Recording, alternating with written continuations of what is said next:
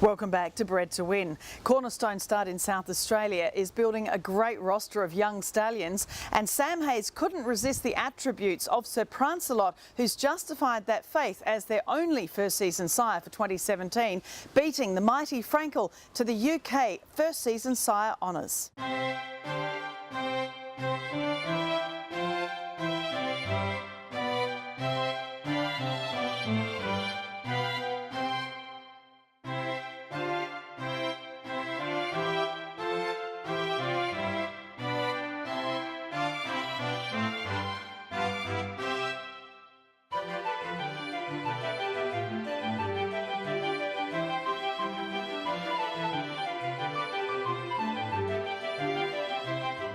Sam, it's great to be here in South Australia at Cornerstone. Of course, you're building up a great roster of young stallions, and as with any great place to breed horses, we get this cooler weather too, but the sun has come out. It's a gorgeous day.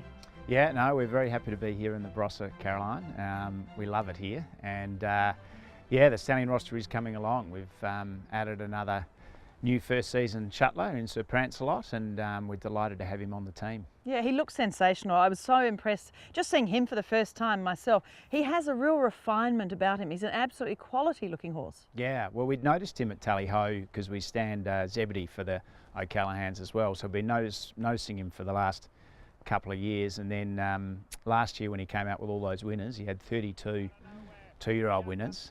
That's when we decided we needed to try and get him down here, and we think he's really well suited to Australia.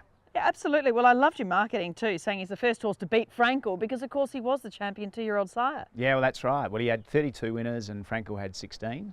Of course, we weren't expecting Frankel to do it all at 2, but I think Helmet had 16 winners as well. So he'd had double the amount of two-year-old winners than his rivals, which is a huge effort.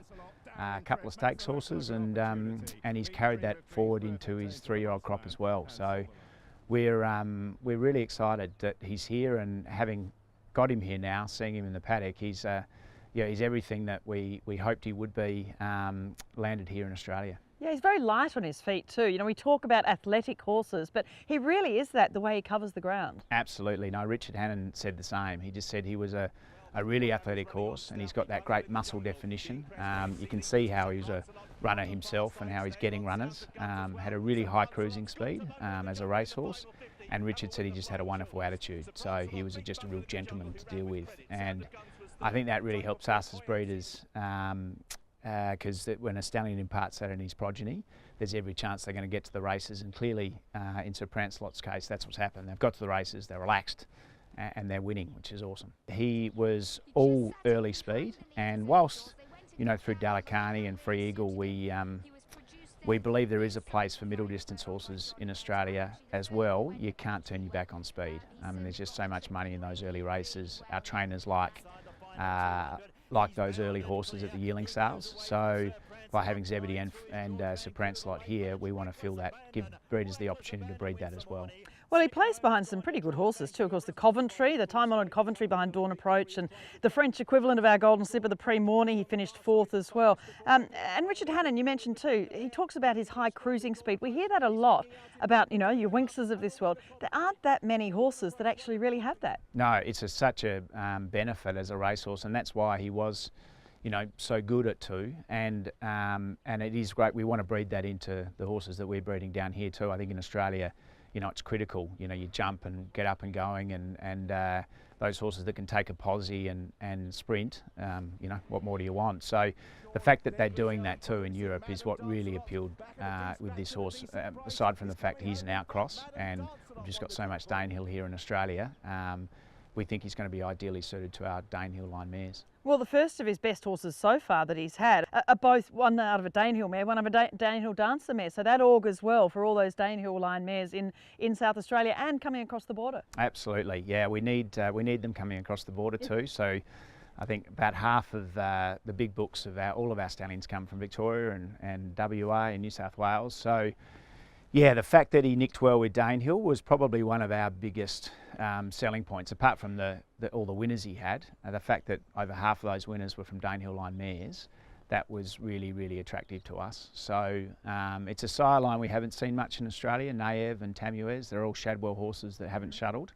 So we're excited to be bringing something new to town, and something new that really fits in with our broodmare band. He's a really attractive horse, and he's got a bit of quality and style about him. Beautiful walk. I can't wait to sell yearlings by him with that walk.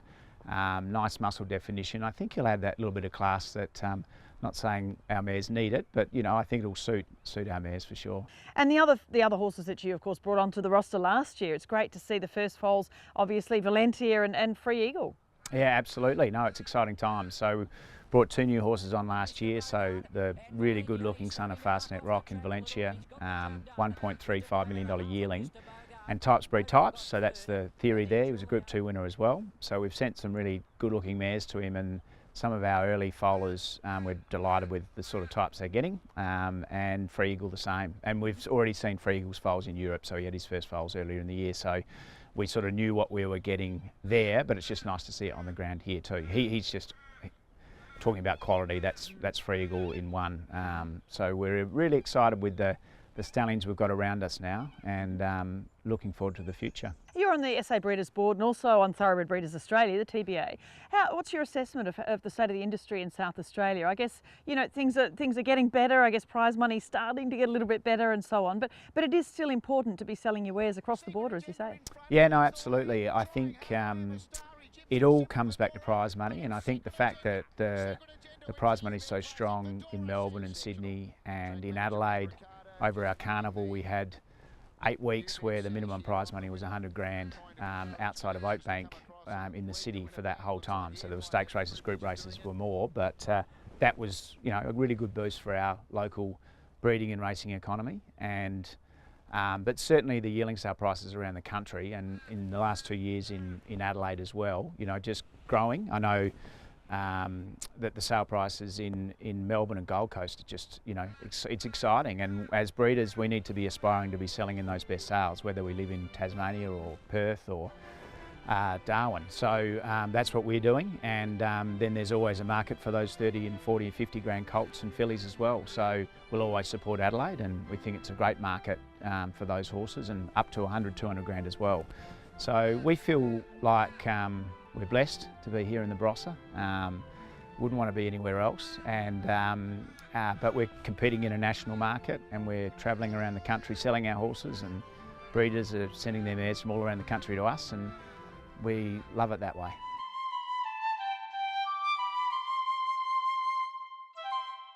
He certainly has a beautiful way about him, and good luck to Sam Hayes and the team with Sir Prancealot this season.